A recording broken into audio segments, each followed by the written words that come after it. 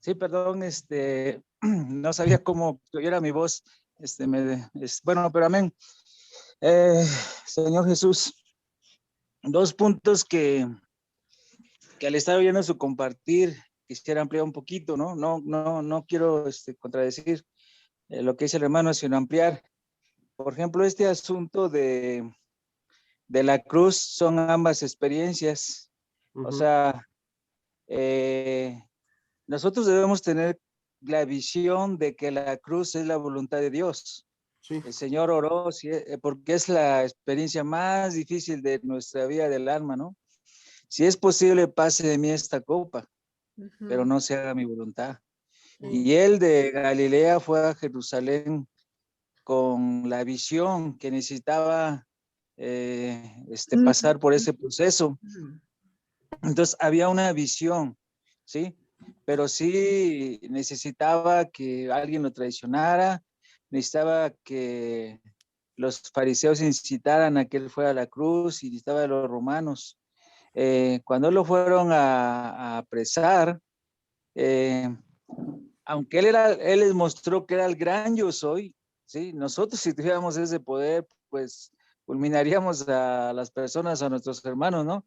Cuando le dije, tú eres Jesús, dice, yo soy, y todos cayeron a tierra. Ahí estaba mostrando quién era él, pero aún así, él, como dice en Filipenses, se despojó de ser igual a Dios. El que Pedro sacó la espada y cortó la oreja del criado del sacerdote. Y muchas veces nosotros cuando vienen a ponernos a la cruz, pues sacamos la espada de decir esto no es justo, esto no es razonable y esto y lo otro. Entonces, pues en Efesios 4:2, por ahí así dice que debemos ser humildes y mansos. Nuestro querido hermano Lee dijo que ser mansos es aquel que no pelea por sus derechos. O sea, ¿qué implica eso? Que está dispuesto a, como dicen en Efesios, a perder su vida del alma hasta la muerte, como, perdón, también Pablo y en Apocalipsis 12:11, ¿no? amén. Menospreciar nuestra vida hasta la muerte. Entonces, eh, el asunto creo que para experimentar morir al yo, la cruz, hermano, es que no tenemos una visión. Segundo, es que no hemos sido quebrantados por la disciplina tanto del Espíritu Santo para no pelear por nuestros derechos. El pelear por nuestros derechos, pues está estar plantado en el árbol de la ciencia del bien y del mal. Entonces, y también no tenemos mucha luz. Yo les soy sincero, no hace mucho, quizás 6 meses, un año, el Señor me dio un poco de luz. ¿Cómo experimentar la cruz o cómo experimentó el Señor la cruz? Aparte de lo que el otro hermano compartía, que él fue como una oveja, y ese es un aspecto, como cordero y no abrió su boca. Pero creo yo, por su misericordia, que recibí cierta luz en Hebreos 12 como 2 o 3, el versículo donde dice, por el gozo puesto delante de él, menospreció el aprobio, ¿sí? Y habla ahí de que ir a la cruz, ¿no? Entonces, para llevar mucho fruto, no recuerdo bien el versículo, pero bueno, el punto clave en experimentar la cruz dice que él menospreció el aprobio. Cuando nosotros nos vituperan, nos hacen unas injusticias o nos ponen en la cruz, eh, menospreciamos el aprobio. Si tuviéramos tal realidad de menospreciar el aprobio, por causa de que sabemos que vamos a ser pasados muertos para estar en la experiencia de la vida de resurrección, no puede haber resurrección si no pasamos a muerte. Y él lo sabía, que necesitaba caer como un grano de trigo para llevar mucho fruto, ¿sí? Y en su resurrección, pues somos todos nosotros, somos el fruto del Señor, ¿sí? Amén. Juntamente con él nos resucitó. Pero se me hace una palabra muy clave, menospreció el aprobio. Por ejemplo, hermanos, el Señor me ha mostrado, ¿y si alguien te escupiera en la cara, menospreciarías eso? Dirías, amén, Señor, gloria a Dios. No dice que los que buscan vivir piadosamente, que quiere decir viviendo a Dios, ganando piedad, es ganar Dios, es Dios manitado muy tarde. Dice, sufrirán persecución, injusticias, todo eso. Entonces, ¿qué tal Sí, hace años, sí, eso sí, ya tiene unos años que yo no podía digerir unos versículos donde dice, si tu enemigo te pega una mejilla, ponle la otra. Dije, pues no entiendo, Señor. Sí lo entiendo, pero no lo entiendo. ¿Entiendes? No lo entiendo. Si tú no me iluminas, yo no entiendo estos versículos, no sé cómo digerirlos, cómo recibir ayuda. Entonces el Señor me mostró, dijo, bueno, en primer lugar, tú crees que no lo mereces. Dije, wow, es cierto. Pienso que soy buen hermano y que no merezco pasar por esto. Entonces dije, wow, tremendo, ¿no? Y segundo, el Señor me mostró, si yo te paso por ahí, es que tú lo necesitas. Un padre no disciplina al hijo nada más por gusto, ¿verdad? Entonces digo, si yo te paso por ahí, es que tú lo necesitas. ¡Wow! Entonces, realmente, hermanos, no tenemos mucha luz en la práctica cómo morir al yo, cómo menospreciar nuestra vida del alma, ¿sí? Y eso es uno de los otros factores. El otro factor que realmente me dio luz fue lo que el hermano Chuchito compartió. Realmente la lepra es un resultado de rebelión hacia la cabeza. Nosotros nos rebelamos a la autoridad primeramente de Dios y luego de la administración, ¿sí? En romper la comunión del cuerpo, que es la circulación de la sangre, y tomar decisiones personales de acuerdo a nuestros intereses. Y eso crea disensiones, aunque en Corintios dice que es necesario que entre nosotros haya distinciones y divisiones para que se manifieste quiénes van a ser aprobados. Yo en lo personal, cuando leí ese versículo hace varios años, pues no me gustaba que estuviera en la Biblia. ¿Cómo es que es necesario? No puede ser que haya disensiones, divisiones y eso.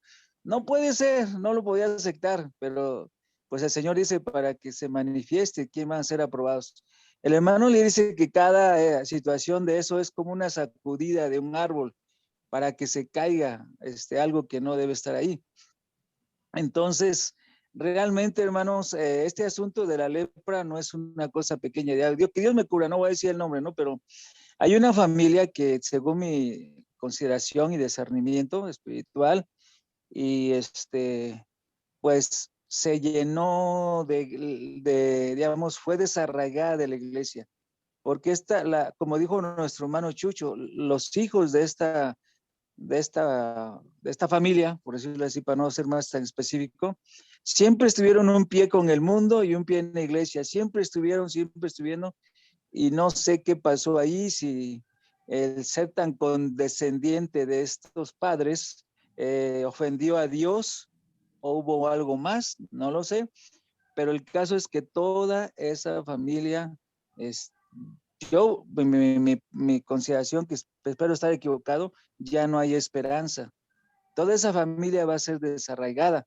Aunque en Deuteronomio dice que Dios iba a levantar un profeta como Moisés y que deberíamos oírle a él, y el que no lo oyera iba a traer a juicio, a tratar algo así con él. Pero el hermano Lee me acuerdo que dijo, también implica esa palabra que sería desarraigado. Primero cortado de la comunión de la vida, después desarraigado de la iglesia y después desarraigado del reino a las tinieblas de fuera. No oír el hablar del Hijo de Dios en el cuerpo, no había hablar del Espíritu Santo en las iglesias, es una cosa muy serio. Es no valorar la palabra de Dios, no atesorarla. Y el que no la atesore, en Filadelfia dice, aunque tienes poca fuerza, has guardado mi palabra. Entonces, hermanos, ahí tiene que ver que si el enemigo ha sembrado algo en nosotros, alguna deseo, alguna ambición. El pueblo de Israel, el primer aspecto que fracasó en Corintios 10 dice, porque codiciaron cosas malas, algo para sí mismos, para alimentar su ego, para lograr sentirse alguien.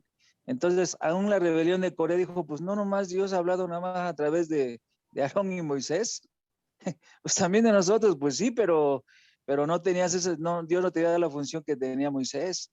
Entonces realmente creo que lo que tocó el hermano, el enemigo siempre va a tratar de levantar enfermar nuestro corazón de rebelión. Los sacerdotes dice que tenían que observar la lepra cuando a alguien le brotaba lepra, si era benigna o era maligna. Entonces, tiene que haber sacerdotes en cada localidad, hermanos. Si es benigna, ese hermano va a humillarse ante Dios, se va a arrepentir, va a pedir comunión al cuerpo, a la vida de la iglesia, y si no, se va a volver maligna hasta causar una división. Entonces, Satanás siempre va a buscar la manera como destruir el testimonio de Dios.